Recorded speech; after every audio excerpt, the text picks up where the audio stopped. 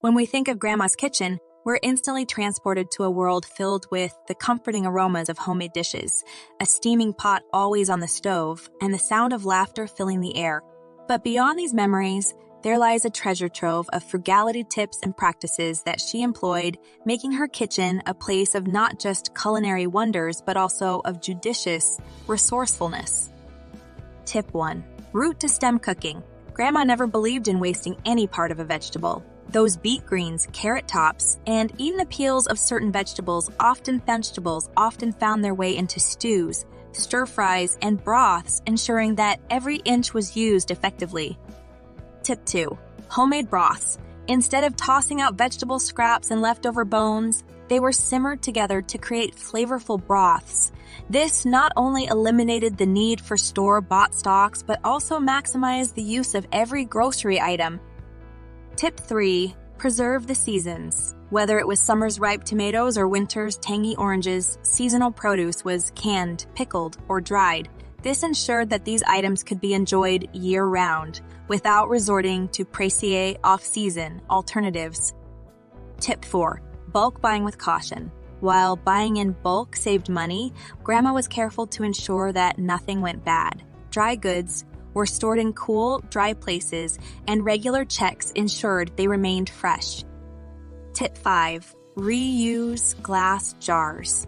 Every jar in the house was repurposed. They became storage containers for everything from homemade jams to leftover soups, reducing the need for plastic containers. Tip 6. Bread and croutons. We'll get to that in a second. I have a favor to ask of you. If you like this video so far, please subscribe to the channel. Rather than throwing away the ends of bread loaves or slightly stale slices, they were toasted or fried to make croutons or breadcrumbs that crunch to salads and toppings for dishes. Tip 7. Regrow from scraps. Some kitchen scraps had a second life in Grandma's garden. The bases of green onions, lettuce, and even potato eyes were planted to yield fresh produce. Tip 8.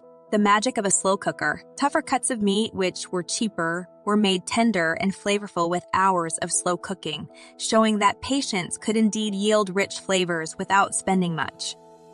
Tip 9. Save and use rendered fat. After frying or roasting, the leftover fats were stored.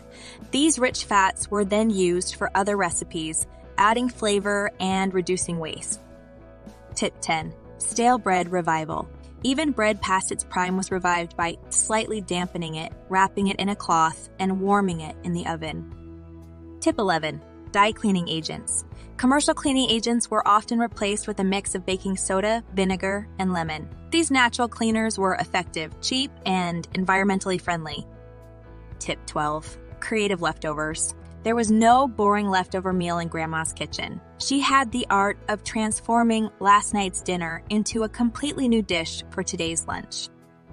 Tip 13. Flour sack towels. Economical and eco-friendly, these reusable towels replace the need for disposable paper towels, serving multiple purposes from drying dishes to covering rising dough.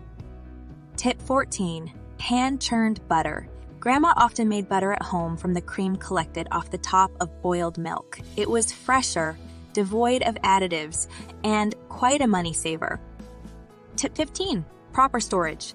Understanding the storage needs of different foods ensured they lasted longer. Tomatoes stayed on the counter, apples were kept cool but not near potatoes, and onions found a dry, dark spot.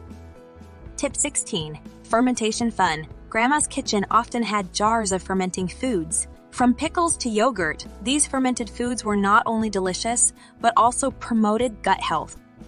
Tip 17. Grinding her own spices. To ensure maximum flavor, whole spices were ground just before they were needed. This made dishes more aromatic and reduced the need for excess seasoning. Tip 18. Cloth over plastic.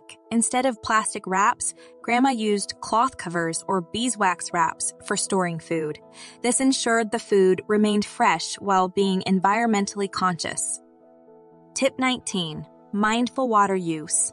Grandma was always conscious of conserving water. The water used to wash vegetables often found its way to the garden plants or got reused in soups and broths.